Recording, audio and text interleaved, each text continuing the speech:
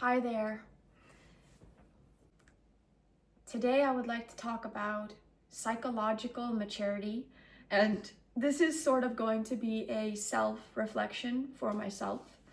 So you can stay or go, but this is me speaking about spiritual maturity and psychological maturity, and how psychological maturity is something that I really want to embrace and learn and master. I wouldn't say there's ever a completion in mastery, though. There's always more to see. I want to talk about spiritual abuse and how sometimes we can abuse ourselves with spiritual teachings, meaning completely try to bypass the younger parts that are feeling unsafe and have a lot of feelings and needs that aren't being met. There's a sense of spiritual superiority and pride that can be deeply damaging to the individual. And these things can all be happening internally. It can all be going on inside, meaning there's this sense of knowing and remembering of what is true, what is real, and what is this all, what is this reality, consciousness, existence, bliss, But then there's also the human and the person that's been on a journey. And there's also the inner child. And I think it's really important to not let spiritual teachings be violent and be dismissive towards these aspects of self, which are not eternal, which are not permanent, but they are here and they are real. And if you want to be a functioning human being in person, if I want to be a functioning human being in person, it is very important that I love, or that I, have a willingness, an openness to these aspects of consciousness of being, because otherwise it's avoidance. It's avoiding of that which is yelling and screaming and totally in suffering. So there could be a sense of, I know what's true, I know the eternal truth, I know that all of everything is okay. But then at the same time, what's present now? It's this young part that feels truly unsafe, really helpless, really scared, and that feels like they cannot have needs, they cannot have emotions, they cannot be imperfect, because if they are, they will be trouble. They will be seen as something that is trouble, and in fact even feel that there's a threat of violence or harm to them if they do have needs, if they do express their needs, if they do communicate what they feel truly is wrong or right, or if they are too big in their expression, they can be actually harmed. So if there's a young part like that in me or you, we all grew up in certain ways, right? Certain family dynamics. I developed some protective mechanisms, meaning if I was in an environment where there was a lot of rules and where we needed to be perfect, where we needed to help, support, and not cause any fuss, and if we did, we would be yelled at. What I did was I actually took on the form of the authority in that situation, the one that had the power and was ruling things. I saw that as what was power. And so instead of actually feeling and accessing my true, genuine, authentic, and real power, I took on the power that I saw that this man had, which was to make sure that we didn't express too much, we didn't honor our needs, and that we simply did and followed the rules, and that we were perfect. Basically. Basically, that meant almost not human. It meant basically to not be human, to not be real and authentic. That's what that meant. to not be ourselves, because if we are ourselves, we might get yelled at, or I saw other people be hurt physically, and that's not cool. I want to call myself out here and be radically honest that I internalized a bully, an abuser. And I direct that energy mostly to myself, constantly, a lot.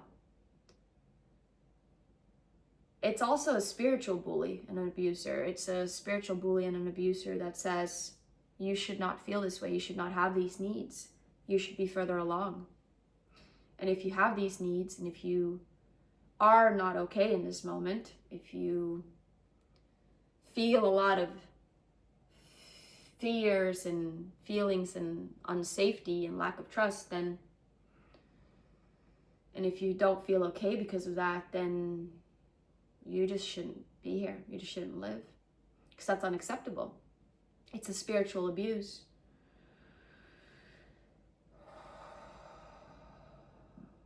When really it's possible to be loving presence for these little children, these younger parts of ourselves that are scared. It's possible for us to, well, for myself, through pain, through being with, allowing pain to fully be and take me over, and from allowing myself to fully feel pain, what's only been ever revealed is more of that which is everything and everywhere, and that which is the most powerful and the ultimate authority is Jesus and Christ. And it is possible to let this energy of Jesus now tend to and be present with all the younger parts if they are activated. There's this book called The Body Keeps the Score. The body, sometimes there's memories stored, and sometimes if we're in certain situations that trigger similar memories from our younger days, then all of a sudden now we will no longer be in our mature present self of this now moment. We will instead be in the consciousness of that younger part. And that younger part is feeling unsafe and in danger and feeling threat everywhere it looks. If I don't have the ability to be with that in the right way, that's honestly just going to build up on itself and continue spiraling further. I'm going to be now in this young part that feels threat, that feels unsafe, that doesn't feel good enough as she is, and that doesn't feel safe to feel what she feels. That doesn't feel safe to be a human. So psychological maturity is choosing to be conscious and aware and bring loving awareness to all of these aspects, to all of these ways. Because if we have a repeated pattern going on in our life, it's reoccurring, it keeps happening. And it creates a lot of suffering, right? We need to take a look at it. There's something there. And it's not just about running to the end goal, because the end goal is what is here forever. Meaning God and Christ consciousness is actually what is able to open up all the little doors that are there hiding all these coping mechanisms, all these memories, and all these ways that we protect ourselves. And as Christ consciousness and as loving awareness, we must open the doors of the psyche and see what's there. Because if we really want to change, I feel like true, actual embodiment of the teaching of Christ will be known when our life and our patterns, our deep-rooted patterns, start to change. True knowing of a freedom, of a power that can move mountains, will be known when we are willing to face and be with pain and understand it. So basically a simple example could be this. In a moment when you're with your family, for example, and you feel triggered, you feel what you're experiencing is memories of times when you were younger, when things were in a certain way, but now you're mature, you're older, but now you're with your family and the same feeling is arising. Those are memories. Doesn't mean that there's any threat now or that anything is unsafe. But to be able to, instead of reject those memories and get uncomfortable and push them away and judge them and say, no, you should be further along. We know what's true. And it's not this, so stop. Like, instead of doing that, it's like, oh, look, it's a memory. Their body's having memories. And there can be a sweetness there versus, look what you're feeling. Don't feel that way. Anytime there's rejection energy or a no to feeling something, that's when violence and harshness starts. And that's spiritual violence that we do to ourselves. And then automatically, instead of, and when the spiritual abuser is active, it automatically will start to, project and say that it is other people that are the problem. Meanwhile, it all started when we weren't willing and able to be honest that there were certain younger parts alive in us. And we weren't willing to give them love. Instead, we just felt that it was very difficult to feel. So instead, it's easier to continue on our spiritual parade and now make everybody else wrong. Versus actually being with that which is here. And being truly mature. Versus running around constantly saying that it's something outside of you that's causing your lack of harmony and peace and love. And yes, it's not easy. It's not always comfortable to be with these things, but it is necessary. And it is beautiful, actually.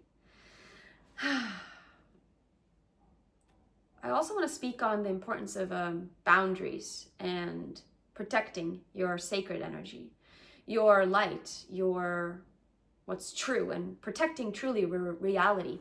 Having boundaries towards illusions, having boundaries towards intrusive thoughts, having a sacred, loving no there whenever an intrusive thought of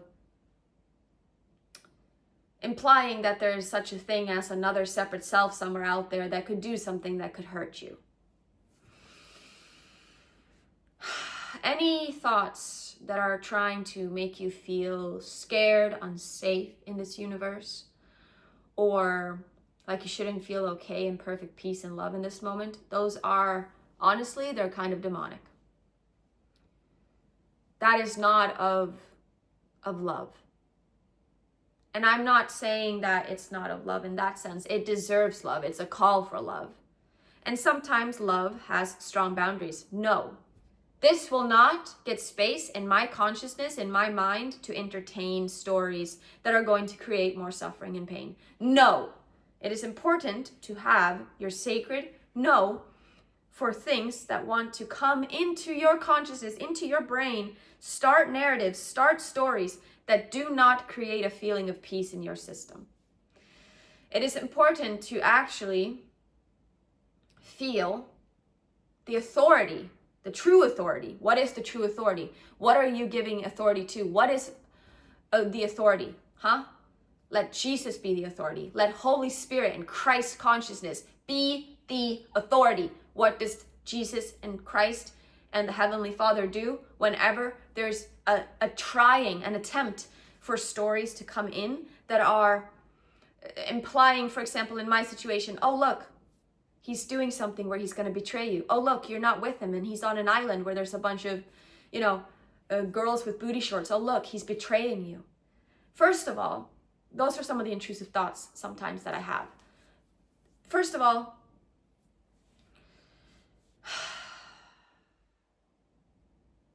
those are not thoughts that are going to create peace and love in my system. So why would I entertain them? Why? Oh, because of memories. Oh, look, I'm aware of memories in the past when my partner was there and I was here, and when it later came out that he did do things that felt out of integrity. So now I'm in the same situation and I'm having memories. Yet now I'm at a place where even if that was the case, that he was doing something that was out of integrity and that was not honoring my heart, this time I know the truth. And first of all, the truth is there's no separate self here. There's no other here that can hurt us. It's all an illusion of form. We seem like we're all these separate selves hurting each other and all this, but it's really just us believing the dream. However, we need to become conscious of consciousness itself, of reality, like truly. Otherwise, it's just going to seem like we actually are in this real, true thing where we can be hurt, as if this is us. But we also need to acknowledge and give space for these things to arise and sit in the discomfort of it while we know who we are. Oh.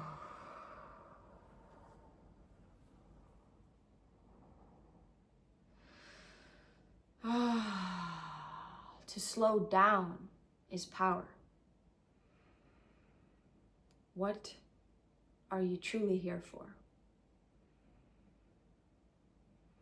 To live and fight and be in this dynamic in a relationship where you're constantly worried and stressed and thinking about what he will or won't do, and thinking about all the other separate individuals that might be a threat to you in his relationship. Is that why you're here? Is that why I'm here? No. It's not interesting to me anymore. But I am here also, though, to feel and sit with the memories and the feelings that come up as I'm feeling it, you know? I'm not here to just bypass it and say I can't feel what I feel. But I'm no longer here to try to control him or change him or demand him to be in a way. I'm actually here to demand me to be fully anchored in the truth now more than ever, versus be in all these ego ways, you know, in all these ways of wanting to continue these dynamics that are incredibly tiring. Oh. So psychological maturity, I'm just learning it. I'm a beginner. I'm in kindergarten of psychological maturity. Learning how to give loving awareness to all the younger parts, the parts of me that have needs, that have feelings, and to honor them. That's what I'm here to do. I'm here to honor them. So that's why I'm no longer here to control others, demand others to be in certain ways so that I don't ever feel a feeling. I am here instead to just let everybody be as they are. And if I feel something about that, or if I feel even a no, then I'm here to let myself leave, let myself go, let myself change, let myself expand, let myself go to another place where I feel more soul resonance and where I can truly be of service versus be in this continuous pattern and dynamic with a person. I'm here to hold myself accountable and to speak my truth and to mean what I say and to be radically honest when something does not resonate with me. And I'm also here, though, to be honest when I have an inner child and a wounded, hurt part of me activated. I'm here to sit and to breathe with that and to love that and to be with it and to let it just exist. To let it just exist and let it be. That's the medicine. Not projecting it. That's not the medicine. Do not project it out onto your partner. Instead, if you truly feel like you need to make a change, Leave with love, leave with gratitude, leave with peace, leave with the deepest feeling of centeredness and stability within yourself. Don't leave from a place of projection and blame, ever. Partnership and marriage and all these things is a great place to work on your shadows, work on the parts of you that still aren't integrated into your whole being. It's a place to bring everything home and to mature, to truly mature, to no longer point fingers and blame. But the only way to do that is to be with ourselves, to be there with everything. And to not just want to bypass and spiritually bypass by saying, I'm complete, I already know all this stuff, and then being angry when we feel like there's something else alive, and then completely avoiding and denying and abandoning ourselves, pushing ourselves away because we think we should be more spiritually evolved. That's violence, that's spiritual violence and pride. Pushing yourself away because you feel something, because you're feeling a lot, or because you're feeling insecure, or whatever it is, pushing that away, that's spiritual violence. Yeah.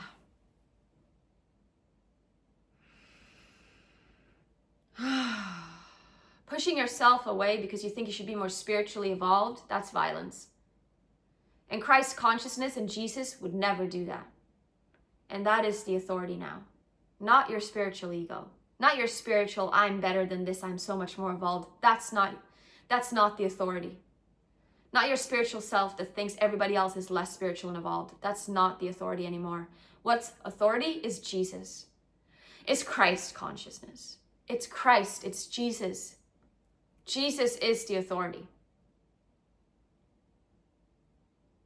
And Jesus is radically honest and truthful. It might hurt the ego, but ultimately it will be the most greatest lover of your soul you've ever felt and tasted. So enjoy the journey and the unfolding. I'm here as a friend on this path. Reach out if you need anything.